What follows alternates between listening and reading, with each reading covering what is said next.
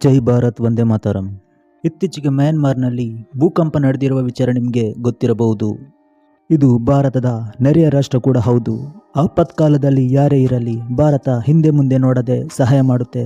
ಅದೇ ರೀತಿ ಮಯನ್ಮಾರಿಗೂ ಕೂಡ ಸಹಾಯ ಮಾಡಿತ್ತು. ಅದಕ್ಕೆ ಆಪರೇಷನ್ ಬ್ರಹ್ಮ ಅಂತ ಹೆಸರು ಕೂಡ ಕೊಟ್ಟಿದ್ರು. ನಾನು ಈ ವಿಚಾರದ ಬಗ್ಗೆ ಯಾಕೆ ಮಾತಾಡ್ತಿದ್ದೀನಿ ಅಂದರೆ, ಆ ಸಂದರ್ಭದಲ್ಲಿ ಭಾರತದ ಏರ್ಫೋರ್ಸ್ಗೆ ಒಂದು ಘಟನೆ ನಡೆಯುತ್ತೆ. ಈ ಘಟನೆ ಭಾರತದ ಭದ್ರತೆಗೂ ಕೂಡ ಅಪಾಯವಾಗಲಿದೆಯಾ ಎಂಬ ಚಿಂತೆ. ಹಾಗಾದರೆ ಅದು ಘಟನೆ ಏನು? ಸ್ವಲ್ಪ ತಿಳಿದುಕೊಳ್ಳುವ. ಈಗಿನ ತಂತ್ರಜ್ಞಾನ ನಡೆಯುವುದೇ ಈ GPS ಮುಖಾಂತರ. ಅದೇ ರೀತಿ ಕಾರ್ಯಾಚರಣೆ ನಡೆಸಬೇಕಾದ್ರೂ ಕೂಡ ಭಾರತದ ಏರ್ಫೋರ್ಸ್ಗೆ ಈ GPS ಬೇಕು.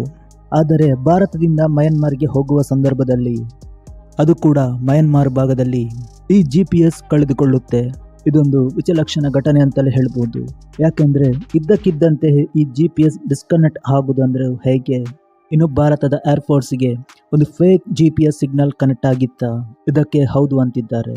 ನೀವು ಅಂದ್ಕೊಂಡಿರಬಹುದು ಈ GPS ಕೈ ಕೊಟ್ಟರು ಕೂಡ ಈ ಕಾರ್ಯಾಚರಣೆ ನಡೆಸಿದ್ರು ಹೇಗೆ ಅಂತ.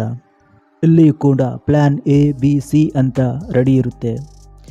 ಉದಾಹರಣೆಗೆ ಹೇಳಬೇಕಾದ್ರೆ ಈ GPS ಕಳೆದು ಹೋದ್ರೂ ಕೂಡ ಮತ್ತೊಂದು GPS ಭಾರತದ ಏರ್ಫೋರ್ಸ್ ಬಳಿ ಇರುತ್ತೆ. ಅದನ್ನು ಕನೆಕ್ಟ್ ಮಾಡುತ್ತಾರೆ. ಇಲ್ಲಿ ಯಾವುದೇ ರೀತಿಯ ತೊಂದರೆ ಆದ್ರೂ ಕೂಡ ಈ GPS ಮುಖಾಂತರ ತಿಳಿದುಕೊಳ್ಳಬಹುದು. ಇದು ಒಂಥರ ಫೇಕ್ GPS ಸಿಗ್ನಲ್. ಇನ್ನು ಆ ಭಾಗದಲ್ಲಿ ಈ ರೀತಿಯ ಘಟನೆ ಹೇಗಾಯಿತು ಅನ್ನೋದರ ಬಗ್ಗೆ ಇದರ ಬಗ್ಗೆ ರಿಸರ್ಚ್ ನಡೆಯುತ್ತಿದೆ. ಅದು ಹೇಗೆ ಸಾಧ್ಯ? ಭಾರತದಲ್ಲಿ ಅಷ್ಟು ಬಲಿಷ್ಠ ಒಂದು ಸೆಕ್ಯೂರಿಟಿ ಇರುವಾಗ ಒಂದು ಅನ್ವಾಂಟೆಡ್ GPS ಕನೆಕ್ಟ್ ಆಗಿದ್ದು ಹೇಗೆ? ಹಾಗಾದರೆ ಶತ್ರು ರಾಷ್ಟ್ರಗಳು ಆರಾಮವಾಗಿ ನಮ್ಮ ಸಿಸ್ಟಮ್ಗಳನ್ನು ಹ್ಯಾಕ್ ಮಾಡಬಹುದಾ? ಆದರೂ ಇದು ಒಂದು ಎಚ್ಚರಿಕೆ ವಿಚಾರನೇ. ಯಾಕೆಂದರೆ ಈ ಏರ್ಫೋರ್ಸನ್ನು ಯಾರಾದರೂ ಟ್ರ್ಯಾಕ್ ಮಾಡಿದಾರಾ? ಅಥವಾ ಆ ಭಾಗಗಳಲ್ಲಿ ಚಲಿಸುವಂತಹ ಈ ಪ್ಲೇನ್ಗಳನ್ನು ಟ್ರ್ಯಾಕ್ ಮಾಡಲಾಗುತ್ತಾ? ಹೀಗೆ ಹಲವು ಅನುಮಾನ ಮೂಡುವುದು ಸಹಜ. ಇನ್ನು ಇದರ ಹಿಂದೆ ಭಾರತದ ಏರ್ಫೋರ್ಸ್ ಬಳಿ ಈ ಬ್ಯಾಕಪ್ ಪ್ಲಾನ್ ಇರುವುದರಿಂದ ಈ ಆಪರೇಷನ್ ಬ್ರಹ್ಮ ಏನಿದೆ ಅದು ಸಕ್ಸಸ್ ಆಗುತ್ತೆ.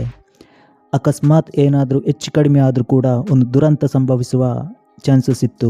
ಭಾರತದ ಭದ್ರತೆಯ ವಿಚಾರದಲ್ಲೂ ಕೂಡ ಎಲ್ಲಿ ಮಿಸ್ಟೇಕ್ ಆಗಿದೆ ಅಂತ ತಿಳಿದುಕೊಳ್ಳಬೇಕಾಗುತ್ತೆ.